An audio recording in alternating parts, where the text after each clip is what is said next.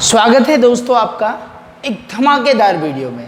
आज हमारे 45 days spoken English crash course का 16वां दिन, और मैं आपको इस वीडियो के माध्यम से अश्योर कराता हूँ कि यह आपकी इंग्लिश लर्निंग के डायमेंशन को चेंज कर देगा।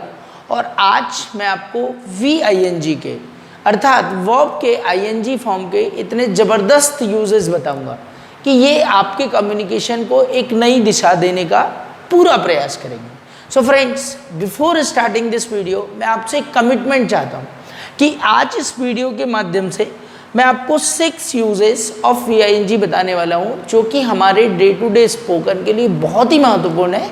और हम में से बहुत सारे ऐसे इंग्लिश स्पीकर हैं या बिगिनर्स हैं जो कि इस कॉन्सेप्ट को नहीं जानते। Well friends, this is Krishna Parde once again with you with a superb and excellent video. Okay, before starting this video, I would like to request you just like, share and subscribe this and be ready for learning the 5 different uses of VING.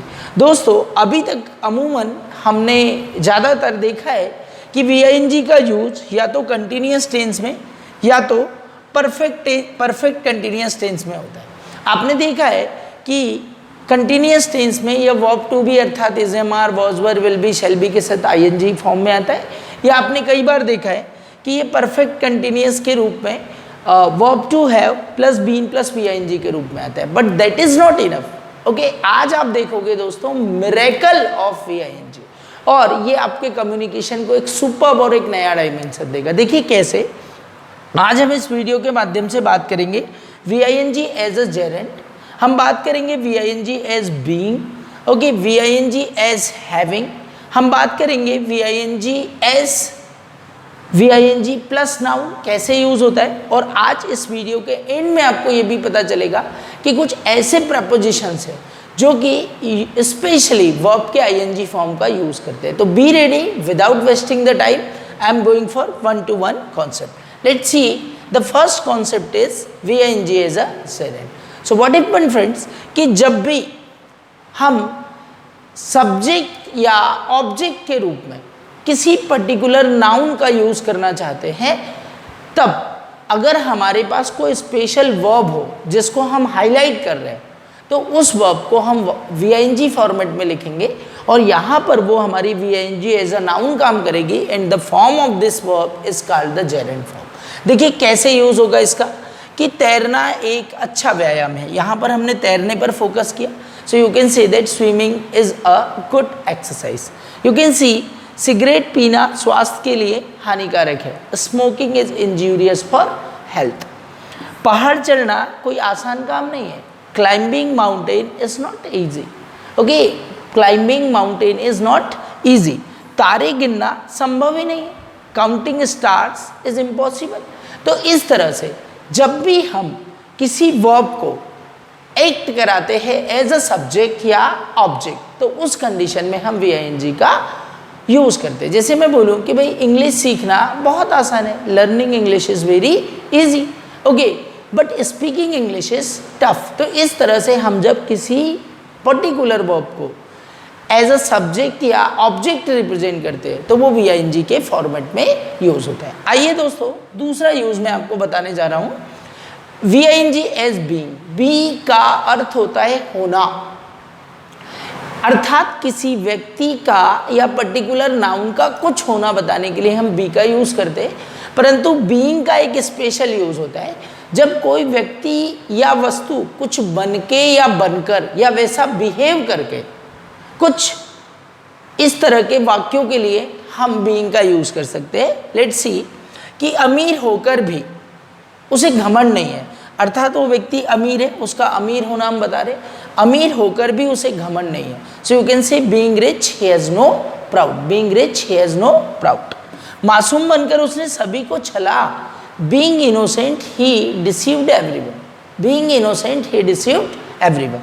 One more example, बड़े होने के नाते आपको यह जिम्मेदारी संभालनी है।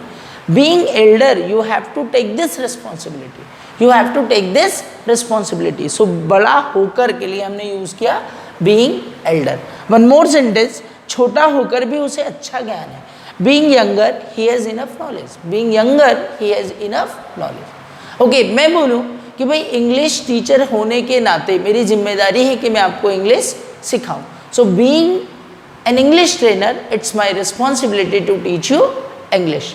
Okay, being a student it is your responsibility to like this video and share this video. तो इस तरह से हम बीइंग का यूज़ करते हैं। अगला यूज़ जो मैं आपको बताने चाह रहा हूँ that is having, VING as having. देखिए कैसे यूज़ होता है कि हैव का अर्थ होता है होना या लेना, परंतु हैविंग के रूप में जब हम किसी पर्टिकुलर नाउन के साथ अर्थात सब्जेक्ट के साथ किसी पोजीशन का यूज़ करते हैं तो उसके लिए हम हैविंग प्लस VING का हैविंग का यूज़ करते हैं। देखिए कैसे, एग्जाम्पल देखेंगे आपको बहुत अच्छे से कॉन्सेप्ट क्लियर होगा कि 3 कारें होने के बावजूद वो पैदल चलते हैं। इन स्पाइट ऑफ हैविंग 3 कार्स, यहाँ बीइंग 3 कार्स का यूज़ नहीं करेंगे, आप क्या यूज़ करेंगे, हैविंग 3 कार्स ही यूजुअली वॉक्स। वन मोर एग्जाम्पल कि बहुत सारा पैसा होने के बावजूद वह कंजूस है यार। In spite of having lot of money he is a माइजर, he is stingy. In spite of having lot of money, तो पैसा होना हैविंग। वन मोर एग्जाम्पल कि कई तालाब होने के बावजूद भोपाल में पानी की कमी है। So in spite of having many ponds Bhopal has lake of water और स्कैरसिटी ऑफ वाटर। ओके, सब कुछ होने के बावजूद वह गरीबों जैसा जीता है यार। In spite of having everything he lives like a poor, he lives like a poor. Having lot of knowledge he is shy, बहुत सारा नॉलेज होने के बाद वह शर्मिला है।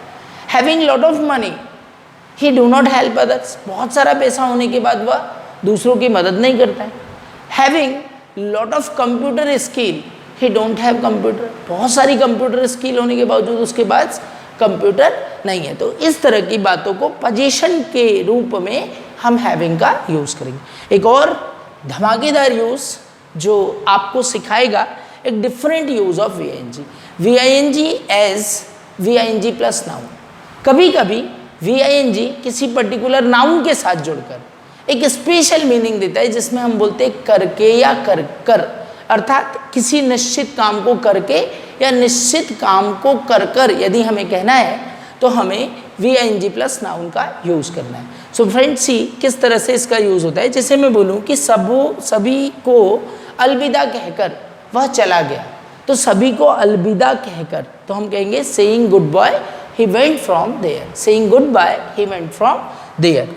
पोस्ट ग्रेजुएशन करके उसने PhD की, आफ्टर कंप्लीटिंग या completing his PG he did PhD, completing his PG he did PhD। One more example कि सभी बटनें बंद कर मैं सो गया, सभी बटनें बंद करके मैं सो गया। Switching off all the switches I slept, switching off all the switches I slept. आप आफ्टर का यूज कर सकते हैं, after switching off all the switches I slept. One more example कि खाना खाकर मैं सो जाया करता था, after taking dinner I use to sleep, मैं सो जाया करता था। तो समझ में आया दोस्तों कि यदि हम किसी काम को करके या कर की बात करें, मतलब किसी काम को आपने कर लिया और उसके बाद एक और नए काम की शुरुआत की, तो after that you can use VING। तो फ्रेंड्स आपको ये यूज़ पसंद आया होगा। एक last but not the least, okay, special मैं इस टॉपिक पर एक स्पेशल वीडियो लेकर आऊँगा। आप इसको शॉर्ट सिंपल में अभी अंडरस्टैंड कर लीजिए कि कुछ प्रीपोजिशंस ऐसे हैं, कुछ प्रीपोजिशंस आर देयर जिनके बाद इट इज़ ऑब्लिगेशन की कुछ स्पेशल सिचुएशंस में वो अपने साथ VING लेंगे। इसको कहना कोई भी झूठी बात नहीं है कि ऐसे प्रीपोजिशंस यदि इनके बाद कोई वर्ब आती है तो उसको VING फॉर्मेट में ही लिखा जाता है। ये प्रीपोजिशन है हमारे at, in, for, about, with, of, instead of, in spite of, without, despite, for. इसमें कुछ नाम और ऐड कर दूं, जैसे आप आफ्टर की बात करें या बिफोर की बात करें तो इनके बाद भी निश्चित रूप से यदि कोई वर्ब आएगी तो वो VING फॉर्म में ही आएगी। आपको कुछ एग्जाम्पल के माध्यम से मैं क्लियर कराना चाहता हूँ कि वह इंग्लिश बोलने में अच्छा है, so he is good at speaking English. तो गुड एट आया, उसके बाद आपको स्पीकिंग इंग्लिश लिखना पड़ा।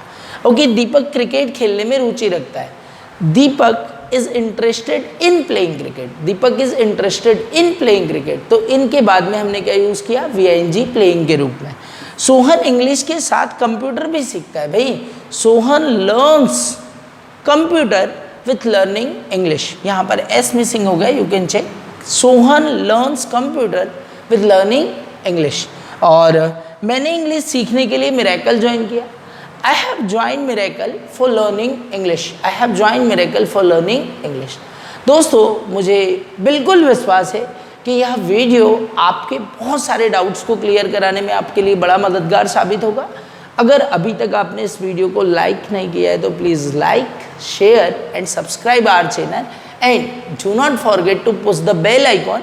इसी तरह के न्यू वीडियोस के साथ आपका फ्रेंड कृष्णा पारदे आपसे मिलेगा नेक्स्ट वीडियो में। और आई अश्योर यू फ्रेंड्स कि ये जो 45 डेज़ का जो हमारा सीरीज़ है फॉर लर्निंग इंग्लिश, ये निश्चित ही आपके कम्युनिकेशन को एक नए मुकाम पर लेकर जाएगा। See you in the next video. Thank you for watching. Bye bye.